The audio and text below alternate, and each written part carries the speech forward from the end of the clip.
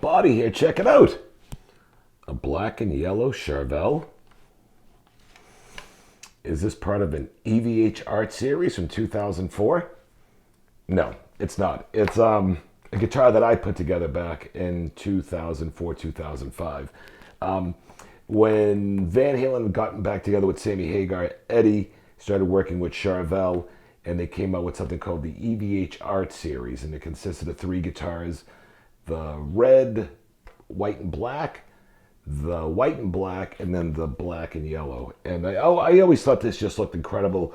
You know, when you looked at the back of the album Van Halen 2, and supposedly Eddie had just gotten the guitar back that day from Charvel, and you know, had a black headstock and I think either yellow or white written in Charvel logo. And it always looked really cool. I always looked at the pictures. But at that time, the EVH Art Series that came out in 2004, 2005, those were like $2,500 or $2,600. A lot of money now, but even a lot of money back then. And I really wanted one, but there was just no way I could afford it. And they were, you know, they were only around for a limited time. And, you know, you'd go to various guitar centers and you'd maybe see just the red and black and white, or just the white and black. You never saw all 3 together. And I always thought this one just looked really, really nice. This is way before Eddie started creating the EVH guitar line, where now you get they call these the Stripe series. So what I did was I couldn't afford one, so I figured, let me try to build my own. I'd never really done that before, you know, painted a guitar and did all that kind of stuff. So first thing I did was I got a book called How to Create a Factory Guitar Finish with Just a Couple of Spray Cans. And, you know, they gave you examples if you wanted to do your own Frankenstein, black and white, or the Zakk Wylde Bullseye, or the Confederate flag Zakk Wylde guitar that he used to play. I don't think if you were to buy this book brand new nowadays, they'd probably have a different picture on it, not a Confederate flag guitar. But this this magazine was really helpful because it showed you the kind of tapes used, because, you know, there's a lot involved where, you know, a lot of guitars you have to prime it, and then you put your yellow down and the tape, and, you know, even like to buy tape you'd buy like at a detailer place to put on here, because it's very thin for some of these. And what I did at the time was I had just got every picture I could find of the black and yellow, and just sat there with tape putting it on. And luckily I got the body from this guy. I can't remember where I got it from, but it was a guy who was putting together San Dimas bodies. And it was, at the time, he gave it to me at a really great price for maybe like $100, and it was already primed, which was kind of good because I was really new to the process. And then with this book, it showed you the Krylon paints to use and things like that. The wet sanding process, how much clear cans you got to use, let it dry. So there's a lot in here that's really helpful. One thing about it, I used about 6 cans of clear, and it looks like, I don't know if you can see it, but the way the finishes come out over the years, it looks like a real old painting. It's not cracked, but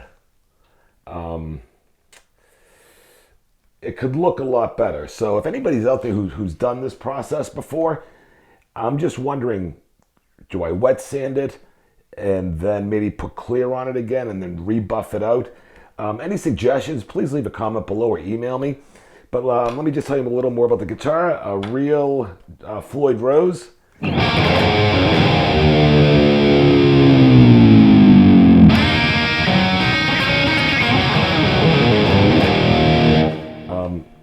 I put a detuner on here. So.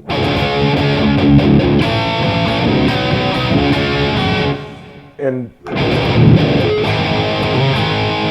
the detuner actually works pretty good because I have the Floyd kind of sitting against the body, or I always like to have a little space on my Floyd, but it's not really floating, it's just kind of leaning against it.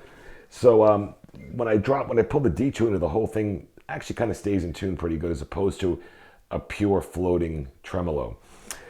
I got a Seymour Duncan Black Back. I had bought this from the pickup from Ed Roman, and I guess this is the time when Ed Roman was alive, and I called up there and actually spoke with him, and I told him I needed to pick up what the project I was putting together, and I was told this guy, he would exaggerate a lot on stories. Don't really know much about him, except just the stories you hear, but he told me that this pickup, he worked with Seymour Duncan to put it together. It was called the Black Back. A couple of years ago, I was looking online, Seymour Duncan website, and they have a Black Back pickup. So I really, I can't imagine Ed Roman was helping create pickups with Seymour Duncan. But either way, he had told me before I bought it, it was like for $60, that it would be a combination of a Duncan 59 and a Duncan JB. And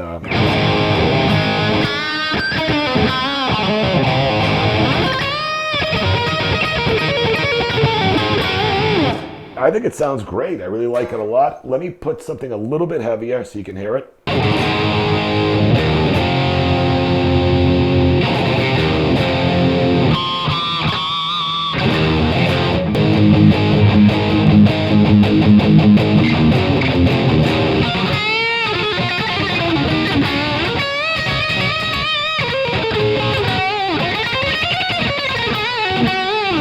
That's just rather a dry, heavy channel, but let me put something clean on so you can hear it.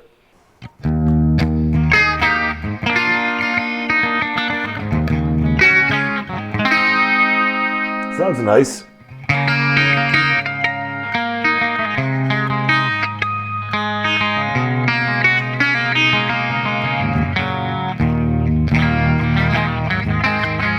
Haven't played that in a while.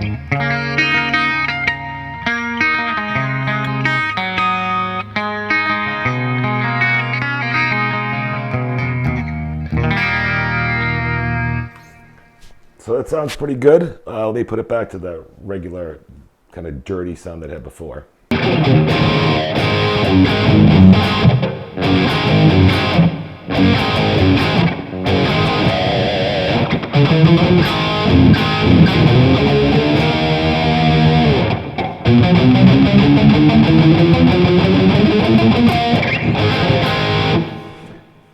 When you look at this guitar, you just want to play songs off of Van Halen too.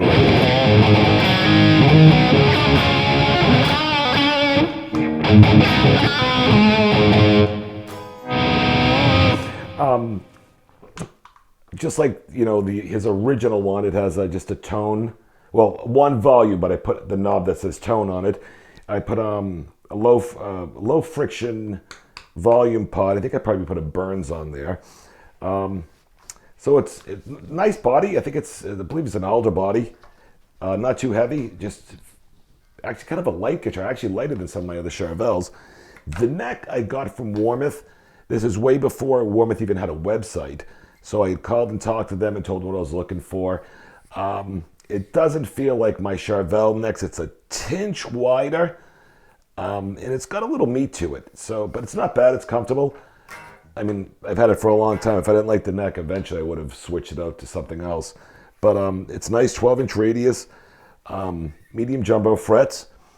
I put a Charvel logo on here, and actually real Schaller tuners, because I figured at the time. Actually, I think I bought those from Ed Roman too, because he gave me a deal because I was buying the pickup, and I think he ended up giving me the tuning pegs at that time, like for $30, and the real Schaller, so I couldn't go wrong.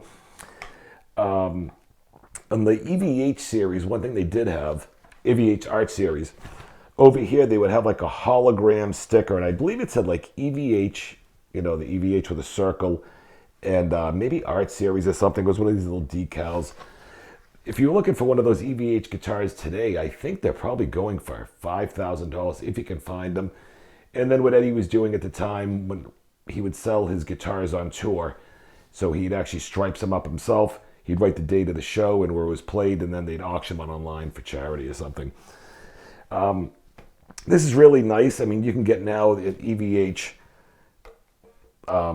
Stripe Series guitar, whether it's the black and white, the black and yellow, or the red, white, and black. For a while, those were pretty reasonable. But now, you know, all guitar has been very expensive, even in the used market. I think all in all, to put this together back in 2005, I think altogether was about $600, maybe 650. And, you know, I did all the wiring myself. I figured out how to do intonation. It ended up sounding pretty good with it. And never had to adjust the neck since I've got it. It stays in tune really good. I mean, I haven't played this guitar in a while. And I decided, let me just do a video on it. And I want to get a video out of me playing a solo on it, probably a Van Halen related song. But that's about it. If you want to, you know, try painting a guitar yourself, it is actually kind of fun doing it. It was how to create a factory guitar finish with just a couple of spray cans.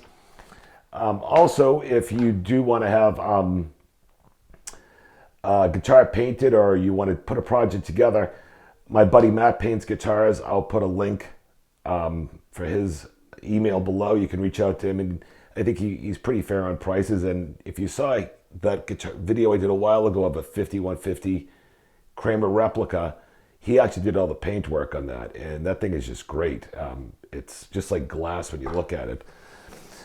But I just wanted to share with everybody this guitar. Any questions, email me. Any comments, put them below. If you haven't subscribed to the channel, please subscribe. I hope you enjoyed the video and found it informative, and I'll see you soon. Thank you.